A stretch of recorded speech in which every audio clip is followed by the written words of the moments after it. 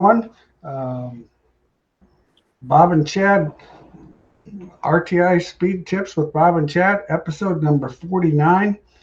Um, been a lot of episodes, and we sure appreciate you guys all coming on and listening and being with us for this time.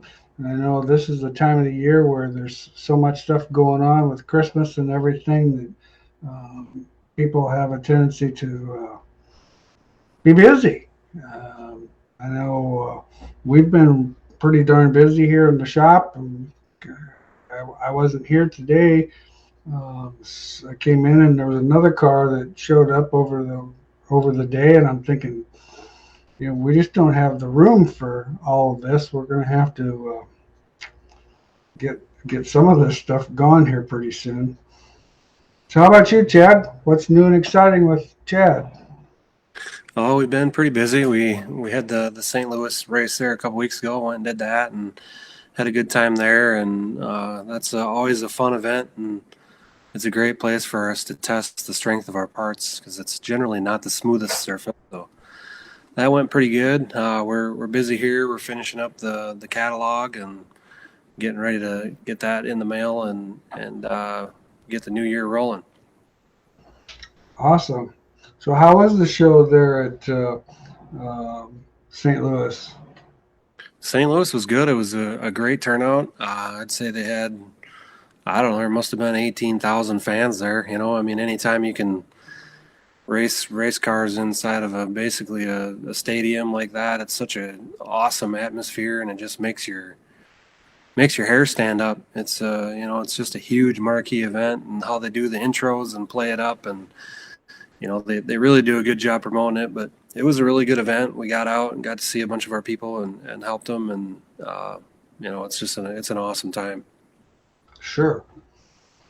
Well, it's pretty cool to see Tyler Peterson win that modified show. That was pretty exciting. Yeah, we did a clean sweep. So he runs all our suspension, and then Tyler Carpenter also runs all our suspension on the late model. So we were pretty happy with the turnout there, and yeah, they had all three, right? They had all three national champions. Yeah. The modified race up front was the won by the Wissota national champion, and then the IMCA national champion Bone Larson, and then the UMP national champion Nick Hoffman. They were all up there battling. So I mean, it don't get any more even than taking them guys and putting them in that stadium atmosphere on a track that they don't run very often. And it was really, the mod race was the best one. It was really it was a hell of a show for sure. Good. Well, that sounds pretty cool. Well, and we're just busy getting ready for the schools. Of course, we've got our first school is January 14th and 15th for the two-link school. Then February 4th and 5th, of course, is the four-link school. And Stock Car School is the 25th and 26th. And then, of course, our New York school, New York, Pennsylvania, Ohio school is March 4th and 5th. And we've got, yeah, Rocky says, I haven't seen you in like a week, believe me. I almost canceled this at 6 o'clock tonight. I wasn't feeling super duper great. And then I thought, well, I can tough it out for an hour.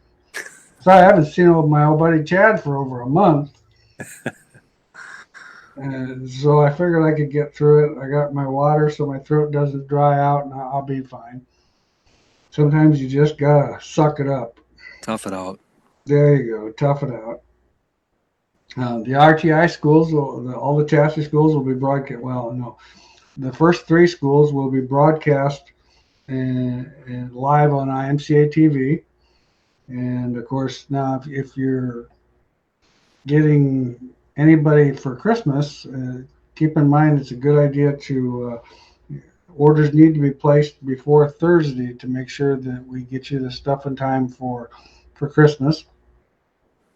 We got our new hats.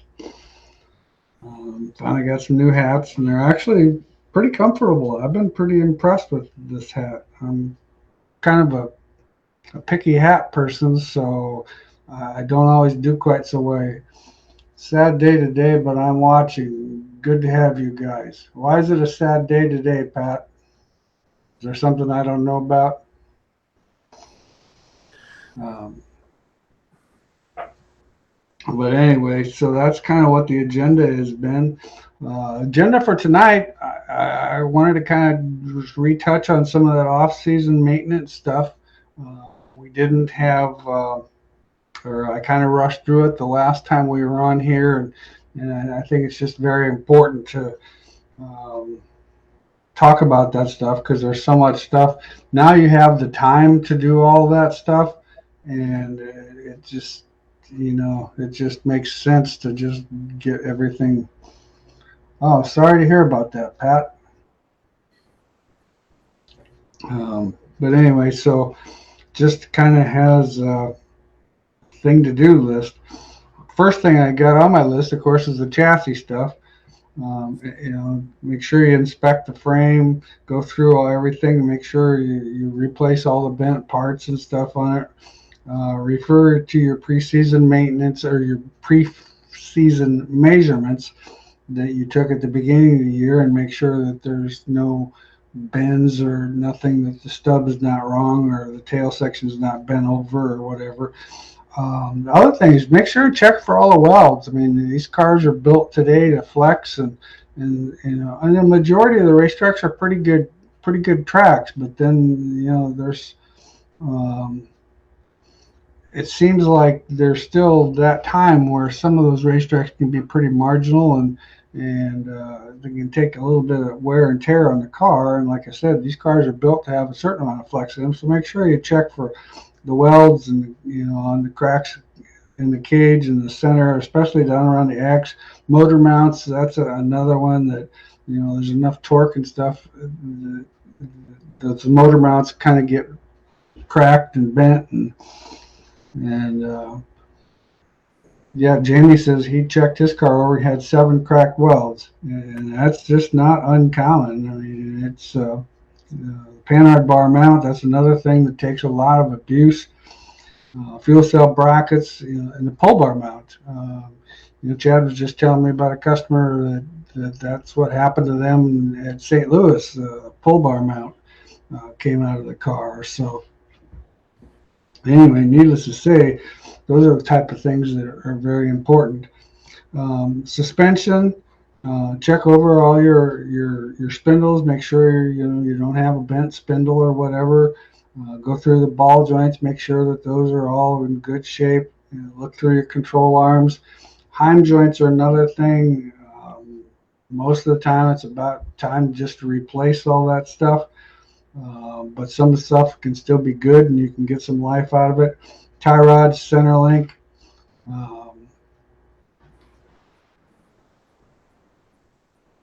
Tie rods, center link. Check your sliders over. Same thing with that. Make sure there's no nicks and stuff in the shaft, and if there's nothing that's bent or that's binding there, rebuild your sliders.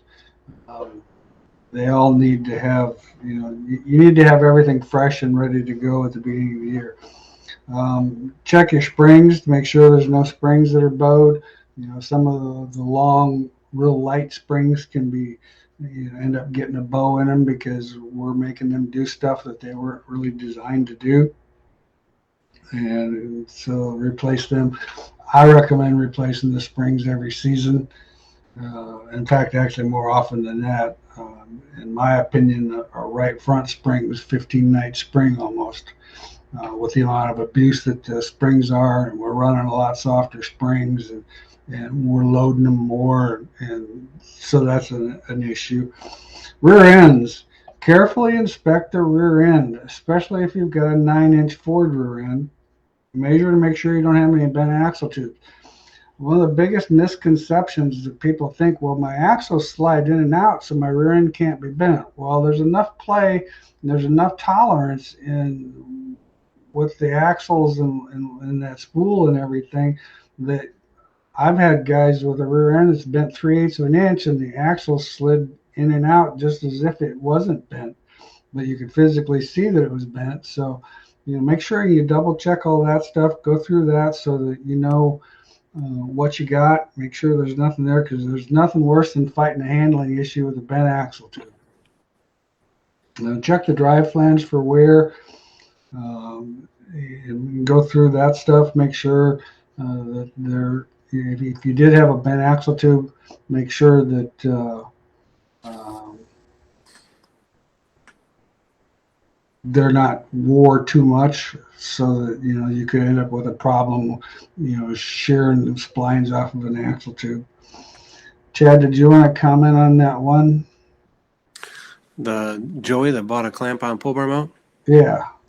Yeah, so there was no issues with the clamp-on pull bar mount. It actually ripped the tube out of the chassis, so that's where he was talking about cracked welds and stuff. And that, I mean, I don't know if you watched St. Louis or have you been to St. Louis, but it's like the Baja 5000, so it definitely tests the frame wall thicknesses and the parts, and it wasn't a part failure, but it ripped the tube out of the car. Yeah, I can see that being a possibility. Shock absorbers, make sure you carefully inspect the shock absorbers. Look for the dents in the bodies. Make sure you compress the shock in and out, so that that if there's a dent, that if that dent is too deep and it's affecting the piston and the wear band. Also check the Hind joints for movements. It's recommended, in my opinion, every off season you need to have your shocks rebuilt and gone through, and just get everything up to snuff, so that you know what actually is what you have before you start the season. There's no reason to start the season with an issue that you're going to fight and you're going to try to figure out later, because of course you want to start off the season in a good note.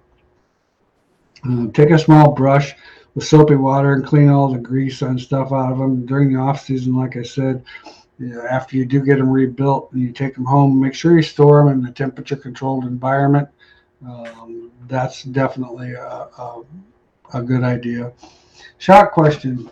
Bob, is it normal for a shock with a Schrader valve to bleed off gas nightly? No, that's not normal. There's evidently a leak somewhere.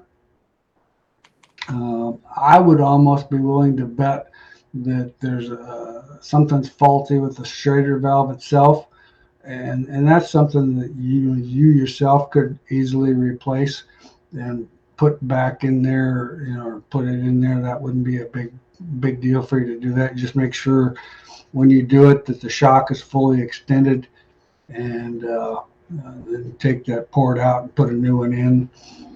Whoever your shock builders is, just have him send you a new one, and that's something you could probably do yourself easily. My electric hobby stock car has a stock upper A-frame mount from the factory, so you can't mess with the mounts. What angle degrees would you suggest the left front upper and right front upper be set at ride height with the lower control arms level? Well, the biggest thing you're going to want to do is, we tend to run a little bit more angle in the left. Well, actually, we run a little bit more angle in the left front. With what you're doing, I can't actually give you an exact angle number.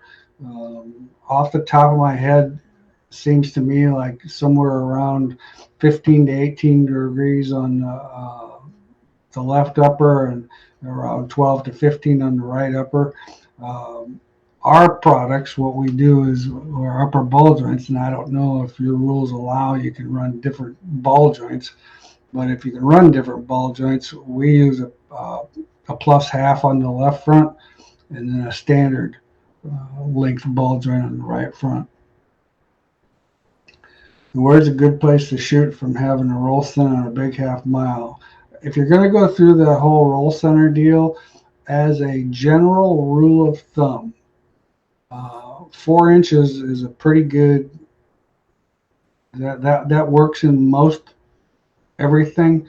You get a little higher than that, then you're going to have to start running a lot softer springs, and that might create more issues than what you want, but 4 inches is pretty good.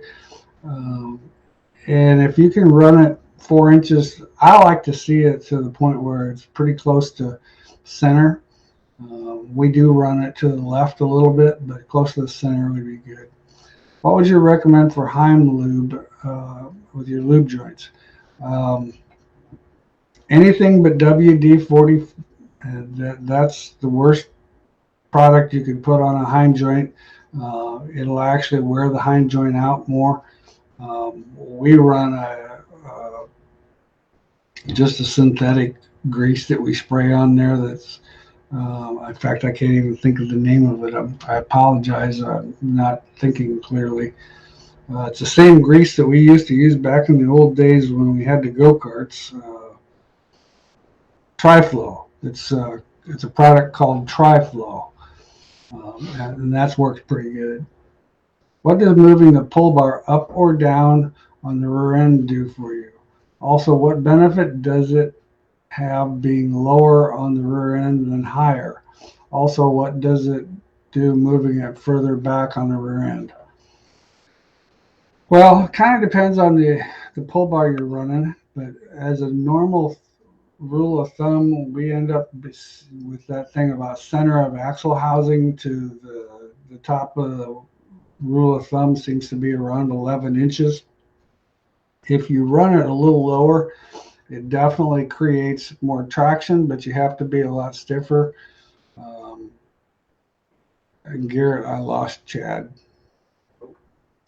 And being also the benefit of having it higher on the rear end, you wouldn't definitely want to have it any higher on the rear end. What happens is you get more movement, and then when you start getting more movement, all of a sudden you're getting it's not lifting the car. You have to go softer on the pull bar to get the pull bar to move. The further away from the rear end you get, and then what happens is now all of a sudden you're compressing the spring, and you're actually just compressing the spring and not transferring the load to the rear end.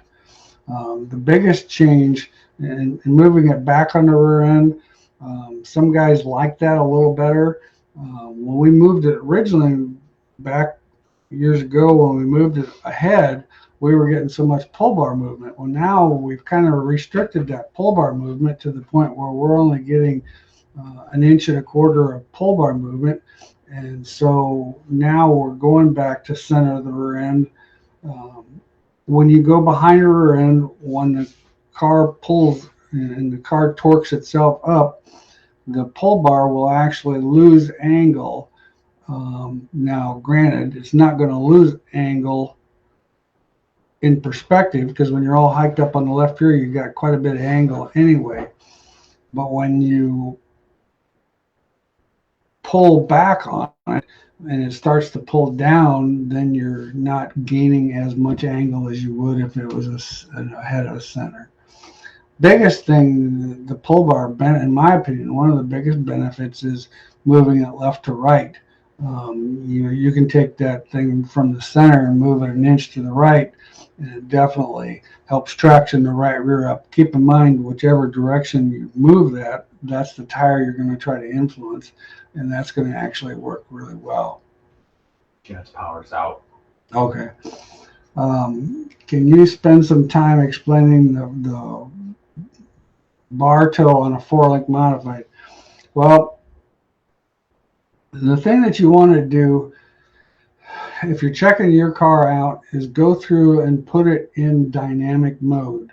What you want to do is you want to get it to the point where when the car goes in dynamic mode, that your bars end up being relatively straight.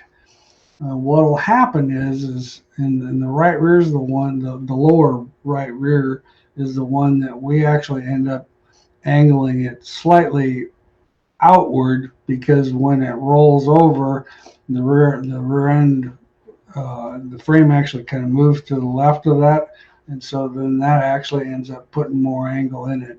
But the biggest thing is, like I said, run that through your dynamics, and the objective is when the car is in dynamic mode where you're all hiked up and it's full load, you want those bars moving as straight as they possibly can.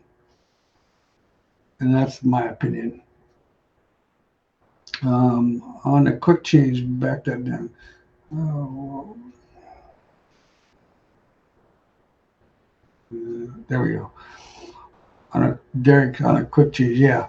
Nope, I agree with that. I understand. That's kind of what I thought when you were talking about that, Derek. On a big half-mile track, if wedge is the same, would you prefer a 16-inch heavier or softer 20-inch spring?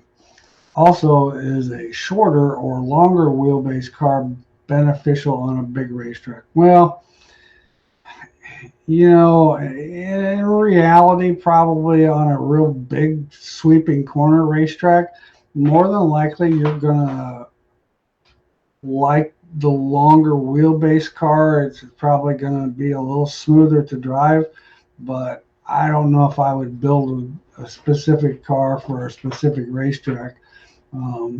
The trend now is to go the shorter wheelbase, the 108 or whatever your rules are. The 16-inch spring, the problem you run into with that 20-inch spring is to get that thing in the car, you have to go pretty soft, and then you end up getting a lot of spring bow in it. And what happens is when you get the taller, lightweight spring, you're actually loading the spring, but keep in mind, you're compressing that spring a whole lot more to the point where your car is going to get more hike right on the throttle, but the actual load itself, it's still, like say a 20-inch spring that's a 100-pound spring, it's still 100 pounds per inch. So, you're going to compress it 6 inches, so you might have 600 pounds of load on that actual spring, but you're not going to have the same amount of load as you would on a heavier spring.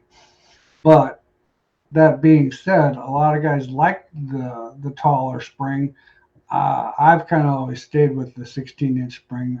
I think that works pretty well. And you can still go fairly soft with a 16-inch spring and put more load in it. Is the sport mod pull bar on the rear end adjustments the same theory with a solid rod? In reality, yes, it is to an extent. You don't get as much movement because of the solid rod. However, the biggest thing to keep in mind is when the car, you're still getting a lot of roll steer in the car, so the rear end actually is moving around quite a bit. And so even with it being a solid arm, you're still getting quite a bit of movement with that solid arm. So everything pretty much stays the same as you would if you had a pull bar. I would mount everything the same exact location as I would with a pull bar car. Lead placement on an IMCA modified, where and where not to have it. Well, I'm not a real big believer on an IMCA car having weight too far back. I prefer to make sure my weight is in front of the fuel cell. If I have to add a lot of weight, I still go off of the polar moment, which the short story of the polar moment is basically the center of the car, where if you could find that specific spot and jack the car up, the car would tilt and rotate evenly on both sides. As a rule of thumb, that's kind of by the driver's elbow, across from his rib cage, in that neighborhood there. So that's where I actually put the majority of my weight to add weight to the car. Now, if I need to add left side weight or if I need to add rear weight, I would move the weight either to the left or to the rear. But still, I wouldn't go behind. I wouldn't go any further than behind the front of the fuel cell. You get too far back, what happens is that's the car that's going to give you a push in the middle of the corner because the weight's so far back that it's trying to take load off the right front, and the car is just not going to be very balanced. 2015 GRT IMCA modified 3/8 mile 3/8 mile bank fast racetrack, went to zero index, and locked the left rear brake to the cage.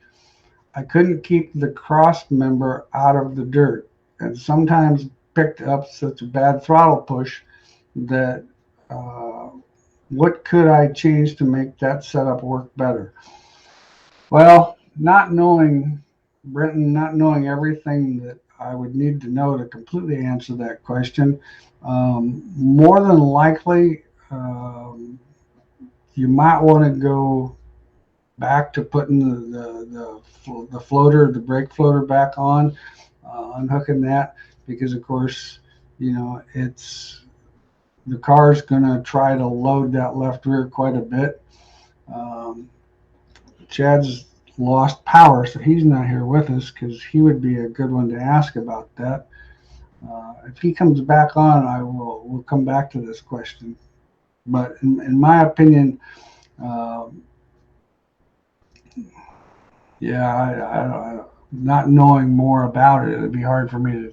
The throttle push, of course, is that it's just hooking the left rear up so much, and you might need to back off your left rear percentage, the bite in the car. Depending on the springs, you might need to stiffen your right rear spring. A lot of times that's pretty common to have to do. And the other thing is if the car's, depending on how the car gets into the corner, you might consider even stiffening your left front spring. That will help hold the car up a little bit more getting in.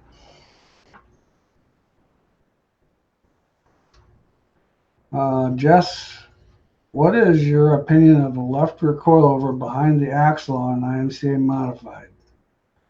Well, I think it's a good idea. I mean, we always run our left rear, or you mean having the coilover with the shock and everything behind. The problem I don't know, the problem with that setup is without having that shock in front, the car can get a little bit skittish getting in, and it's not always as consistent. A lot of guys that run that, it gives you more straight line traction with the shock and the spring all on the behind the housing, but it just doesn't seem like it affects the corner entry too much. And I think what you gain by traction off the corner, I think you lose a little bit on corner entry. So I'm not sure you gain your overall lap time. I'm not sure is any better. Would you explain the left front chain limiter?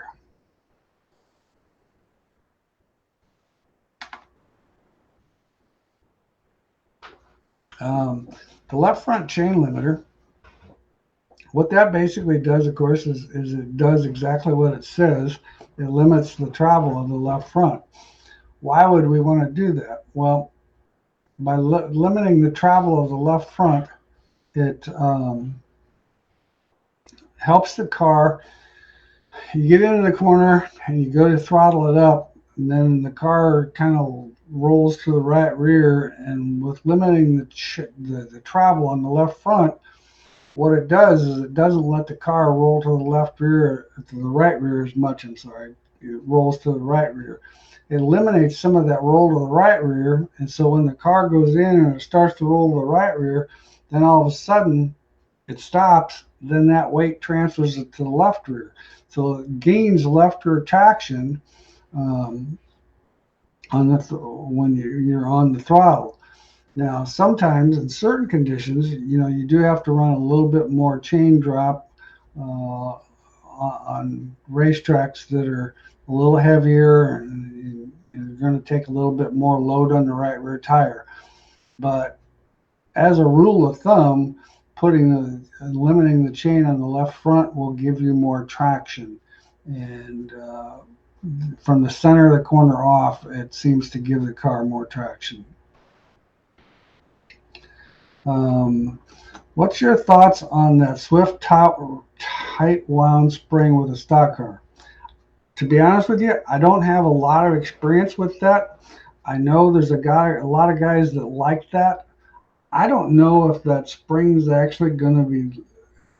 I had heard some talk that spring might not be legal this year, so I don't. You want to check that out. I know the stock car rules are out, but check that out.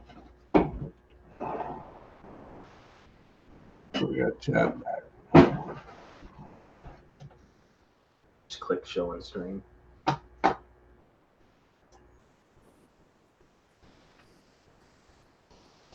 There we go. There's Chad. Well, that was exciting. Yeah. Let's go back to that one question. What did I miss? A lot of good questions. Okay. Brandon's got a question. He's got a 2015 GRT modified 3/8 mile high bank half fast racetrack. Went to zero indexing and locked up the left rear brake to the cage and couldn't keep the cross member out of the ground, out of the dirt. And sometimes picked up a bad throttle push. What could he change to work with that setup?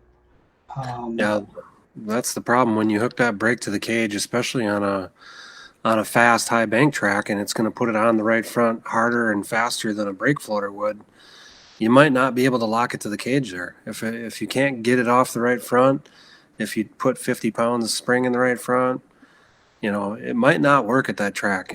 The brake on the cage isn't perfect everywhere. So I would probably go away from it. If it's fast, high banked, and it's on the right front, that's the problem. So go back to the brake floater arm and tune the angle of the arm to fit the racetrack. Well, that's good. That was kind of my suggestion. So I'd stay on the zero index. Zero index don't have nothing to do with that. Yeah, the zero index doesn't have anything to do with it. Okay, Paul, I'm using the DRP spacers on all four corners. Having trouble with them loosening up and losing their set height, allowing slop in the bearings. Have tried Loctite with the set screw and whatnot, and still having trouble, especially with the right rear. The rear spacers are so thin, it's tough to get that set screw to hold with them. Any suggestions? Boy, I don't. You got any suggestions on that one? I thought that set screw would hold. I mean, I never had any issues. I don't know. The set screw should hold it. It wrecks the threads pretty much, right? Yeah. Or is there a groove for it now? I know I think there's a groove for it now. When they first made them, they wrecked the threads, and you pretty much, it was welded right there, basically. But boy, I'm red Loctite in that set screw should be golden. Yeah, but Paul, that's kind of what I would say. I don't know what else to tell you because I haven't. Make sure that you're not setting them. Well, of course, if you set it up without, if you set it up and it ends up being too loose to begin with, that's going to cause the problem, or going to cause part of the problem if you don't have a certain amount of preload on it.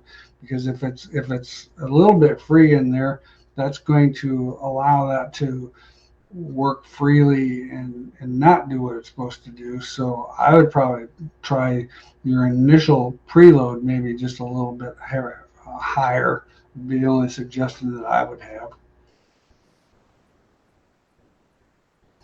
What does adjustments on the chains on either side of the rear end do on an IMCA Sport Mod? Well, yeah, Casey, you have a great Christmas too. Well, we're getting that Christmas is coming, man. It's not going to be long, and Santa's going to be here, man. Garrett wanted me to bring my Santa hat, but I forgot it. But anyway, what the chains do let's just start with the right rear. Legally, you can't have any load on the right rear spring, or actually right rear chain. It has to be free to the touch. But I would have it so that it's just free to the touch. What I've always done is make sure that I have the chain to the point where the spring, I don't want the spring sloppy in there. I want the spring to have a little bit of load on it so that it doesn't get free in there and unload the spring.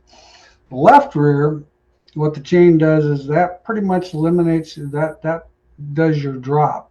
That gives you the point where you kind of regulate how much left rear drop you have in the car, how much left rear angle you get in your lower control arm, because you know if you lengthen the chain, you're going to get a lot more movement.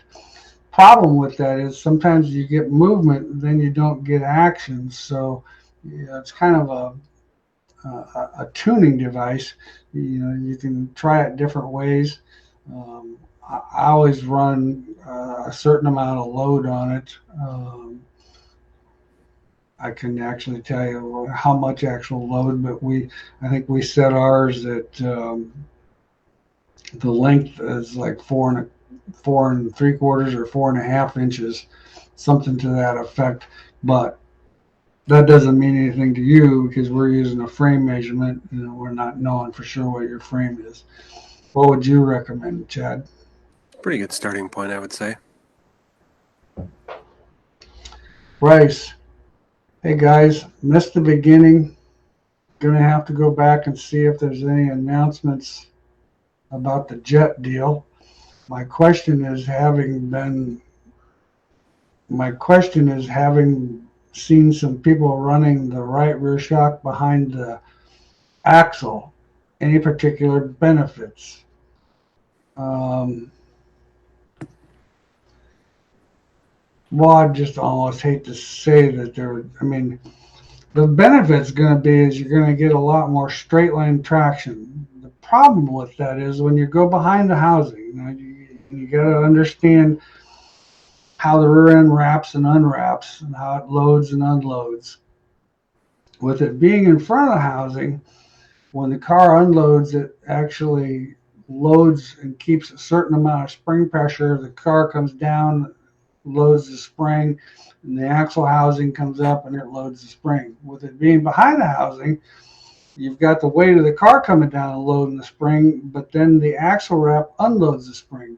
So it can be a little sensitive in the middle of the corner to the point where it might get a little throttle tight in the middle of the corner. We ran that years ago on the modifieds, the right rear spring behind the housing all the time. And it definitely has good forward bite. It's definitely got good side bite getting in. Can be a little sketchy in the middle of the corner. It just all depends on your horsepower. High horsepower motor probably is not a bad idea. A crate motor, I wouldn't recommend it because I think you're going to have some mid-corner issues. The car is going to be a little throttle tight in the middle of the corner. What's the advantage or disadvantage of running a pull bar versus a solid upper link in its place on an IMCA modified? Well, the solid upper link, people will tell you there's nothing that has more traction than a solid link. However, the problem with that is with the tires that we run, and it doesn't matter, we've got an 8-inch tire, and it doesn't matter if it's an American Racer or if it's a Hoosier or a UMP tire or a Wasota tire, we still have a fairly narrow tire. So when it gets real slick, the car actually has to have a little bit of movement to get the action started, so that we have a little more horsepower with an IMCA modified than we do a sport mod. So it's going to try to shock the tires with that solid upper link. So the pull bar eliminates or minimizes that tire shock and allows the car to start its traction, and then the pull bar goes to work to continue the traction. What's the advantage of using the Torrenting bearing on the springs? Does the spring cup swivel? Does the spring cup not swivel in the same way? Well, I'll let Chad answer that one, but they don't do the same exact thing. I just got good news from manufacturing. We didn't wreck anything in the power outage. Awesome. So anytime there's CNC machines running and the power goes out and they stop dead in their tracks, generally you wreck a lot of stuff, but we're all good. That's not good.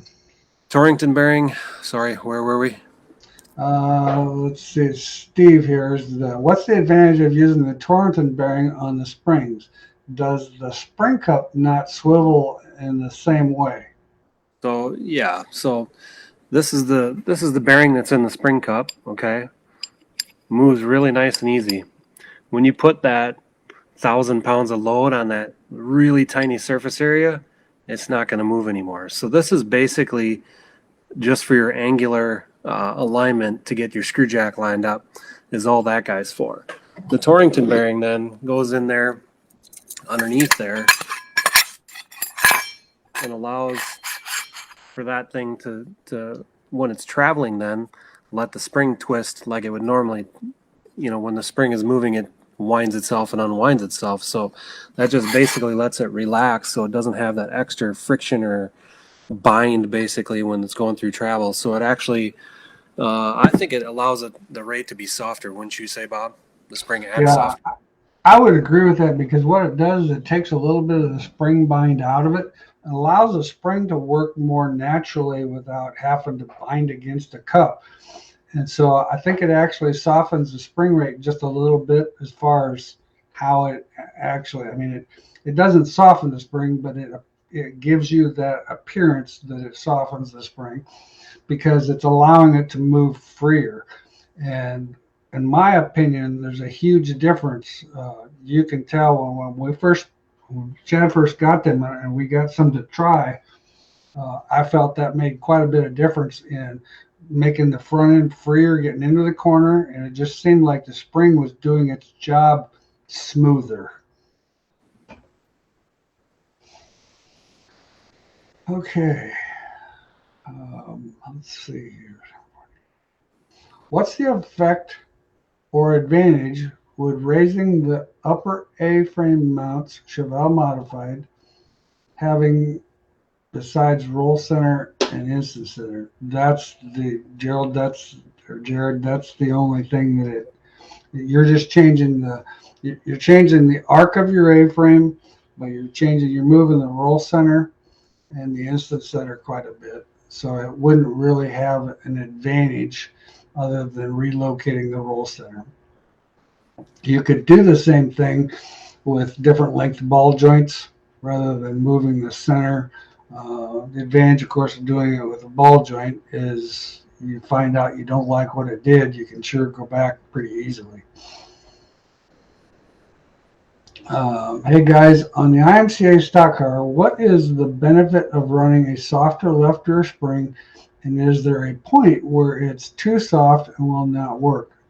Well, the benefit, of course, with that spring, running a softer spring, you can put more preload in it, which when you put more load on the spring, and we kind of talked about this just a little bit ago, the soft spring will just compress more, which when you compress it more, you're going to have more stored energy. So it's going to try to let the car hike up more when you get back on the throttle. And the biggest thing is with a stiffer spring, we can get load on there, but it doesn't seem like we can get as much movement as we can with that softer spring. Now, there is a point where I believe that a guy can go too soft. In my opinion, on a stock car, I wouldn't probably venture any softer than a 125 or a 150. I know there's some guys that are going a lot softer than that, but you're also putting a lot of stress and strain on a spring that's trying to carry a lot of weight, and it's not designed to do that. So I think there's going to be some inconsistencies there. If you go softer on the left rear, you're probably going to need to go stiffer on the right rear, and more than likely you're going to want to go stiffer on the left front.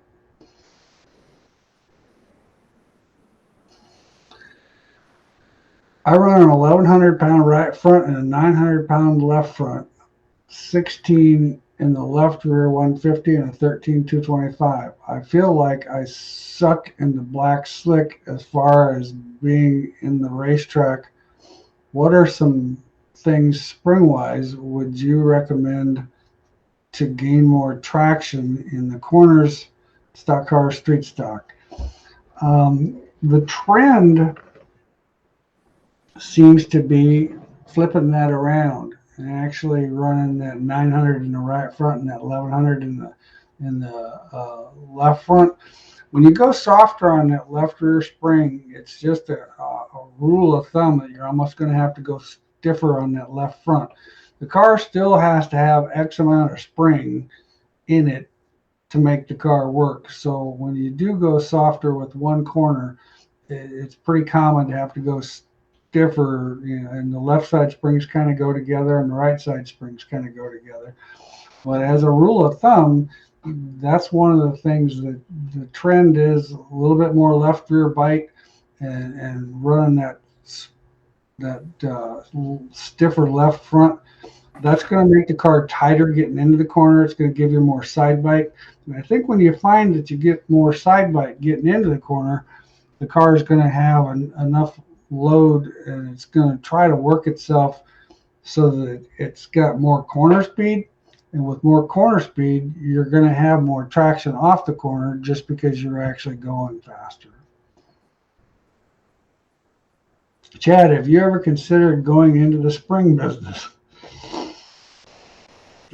No, there's no colors left in the rainbow. True. There's yellow springs, blue springs, purple springs, black springs. There's no room for me. So no, I'm not going to make springs. I can't afford to get into that market.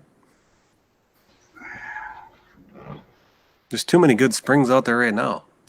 I mean, there's a lot of good quality stuff out there. There's no doubt about it. Still wish somebody would make a 12-inch spring for my right rear as my motto of sport mods, but oh well. You know people. Yeah, I've told people, believe me. I need more people to tell people. Meant just the shock, sir, but running the spring on the slider. Oh, yeah. Well, I'd recommend Bryson going back to, let's go back to Bryce's original question. Yeah, not doing the not doing the shock. I mean, if you just did the shock on the right rear, that's definitely not a bad idea. You're still going to have, there's a potential for it to be a little bit tighter, but the big advantage that you can do there is it's a lot easier to change shocks. Say your base shock is a 4-valve shock and your dry slick shock is a 3-5 or something like that. It's a lot easier to change the shocks. But with the shock behind the housing on the right rear, I think that's a definite good idea.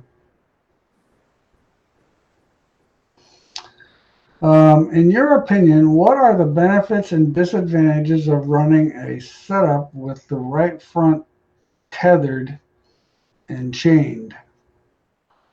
Well, if your rules allow you to do that, I think there's huge benefits to that. If we could run a chain on that right front where we could put preload in that spring, that would be a huge advantage. So in my opinion, it would definitely, by loading that spring, you're putting more traction in the car, you're putting more load on that right front spring, but you're controlling the load.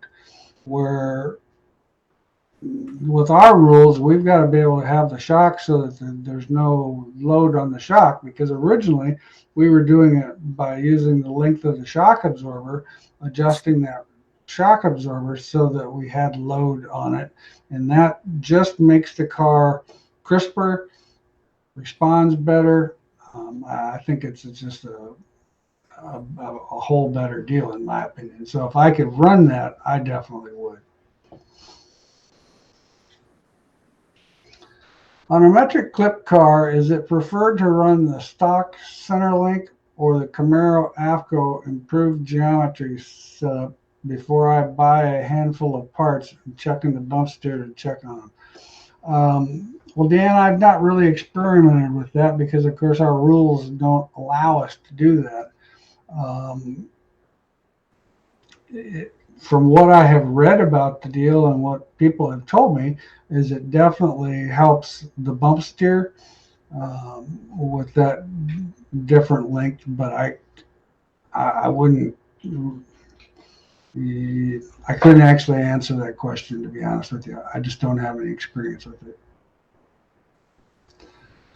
Hi, Tim. Merry Christmas to you guys, too. We appreciate that. Merry Christmas from everybody at Schaefer Oil. Chad, what if your spring cup rubs on the frame? Will it add a bind? Yeah, you don't want the spring cups to rub the frame. If the spring cups are rubbing the frame, you need to clearance the frame more, or I don't know, possibly the screw jack isn't lined up properly, or something's definitely wrong there. So I would clearance that so it doesn't rub. Yeah, more than likely the spring weight jack cup is not in the frame at the right angle. How we actually do that with ours is we have a jig that's actually a spring with the lower control arm, that we put the control arm and compress the spring in there, and then weld the nut in there like that, so that that spring and jack cup are perfectly in line. And that's a huge deal, because all of a sudden now everything is running in line, where before you could have your spring cup all tipped to one side or the other and binding on the frame. So clearancing the frame would definitely be a good idea, but I would make sure, and I'd still look at it to make sure it's centered like it's supposed to be. What are your thoughts on running the left rear lower bar at the center of the birdcage, center pull, on a 4-bar A modified? Does it allow the car to settle quicker in tech? Along that line, does running the left rear behind shock mount being closer to the axle housing or axle center versus full drop allow the deck to settle quicker, or do you give up a grip to the slower shock action? I'll let you answer the first part of that question. Well, we made plates to move that lower 4-link rod up on the center line probably 5 or 6 years ago, and it made the car so free and so erratic that it really we didn't find anything, so we went away from it pretty quickly. Along that line, does running the left rear behind the shock mount being closer to the axle housing center, full drop, allow the deck to settle? I don't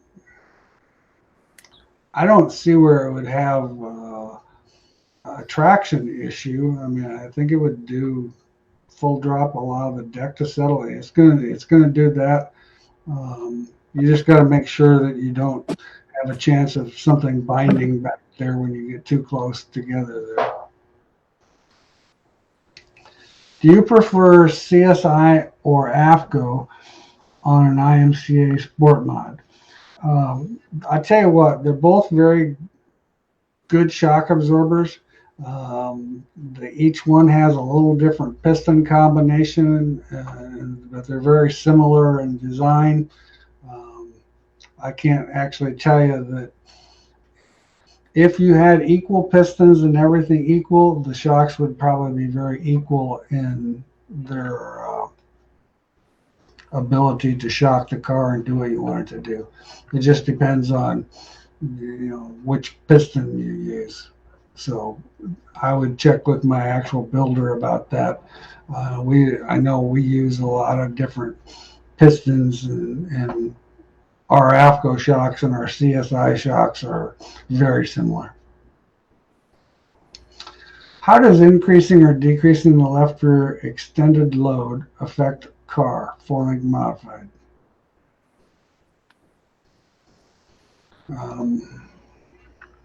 You want to take that, Chad?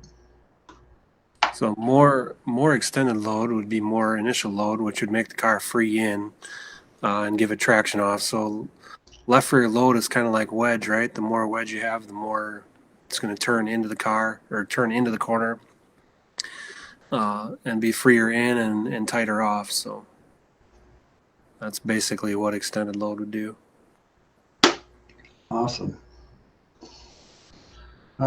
Jason, I know where there's a stockpile of new custom-made 12-inch 200s and 175s. Message me. Jason and I will get a hold of you tomorrow. Let's see. Right rear Weir's 2-link brackets, moving trailing arm closer to the axle tube or further away due. USRA B-Mod. Okay, right rear Weir's 2-link bracket, moving the trailing arm closer to the axle tube or further away. Well, you're changing the leverage point of it. We run our right rears, we run closer. Like on Chad's bracket, we run in the middle hole, and then our left rear, we run in the bottom hole, just because it changes the leverage. And then we try to run quite a bit more angle on the left rear trailing arm than what we do on the right rear trailing arm, and so that works pretty good. It's just anytime you get something closer to the axle housing, it's going to respond quicker, or it'll respond with more leverage if you put it further away. So in my opinion, that's what works pretty good. I agree completely. The knowledge and info that you guys are sharing is awesome. Thank you for answering all the questions. Well, I've been kind of under the weather all weekend, so I'm actually starting to weather out here. So luckily we only have 5 more minutes to go because my throat's about gone. Scott, in regards to the trend to run a softer right front spring to help the car turn, I know guys running well down into the 300s. What is the maximum spring rate that is still low enough to help turn the car? Well, a 300-pound spring is pretty soft. Wow, you'd almost have to have an awful lot of load on that to make that work. In my opinion, I don't know. I know guys are running 400s. I tend to be 400 and above. 450 kind of seems to be my normal on our GRT stuff. I like using a 450 in the right front. That seems to be a pretty good combination with a 500 left front. That seems to work pretty well. But I've never experimented with anything softer than that in what we're doing. I got to meet Hawk Carl. Oh, yeah, I seen that he was out there. This guy with his trend comment here, Scott's got the trend comment, but it's almost more about what you need. It's not about what that dude over there with his roll center that's not even close to yours. I mean, so what if he's got a 300? He might have a roll center 4 inches farther to the right than you have, and he can run a 300. And if your roll center is 4 inches farther to the left, there's no possible way you're going to be able to. So true. You also need to just kind of go off of your own notebook and what you've been doing and stick to your plan too. Very good point. Carl's pretty cool. Yeah. I've never had the pleasure of meeting him. Travis, is there a desired area on the rear end where the chain limiter should be mounted on the left rear? In my opinion, I would mount it inboard almost as far as I could. If I was to give you an actual number, probably 12 inches inboard from where the spring mounts. Would you say that's about right? Yeah, 10 inches. Good. Tight to the bell. Yeah, I mean, I always slide my chain like on a quick change clear up against the bell, and I slide it on a 9-inch Ford up against the welds. Okay, don't forget, once again, I want to remind you all about our chassis schools that are coming up. January 14th and 15th is the 2-link school. February 4th and 5th is the 4-link school. February 25th and 26th is the stock car school. And March 4th and 5th is the New York school. And right now I can pretty much guarantee you that the 2-link school is going to sell out.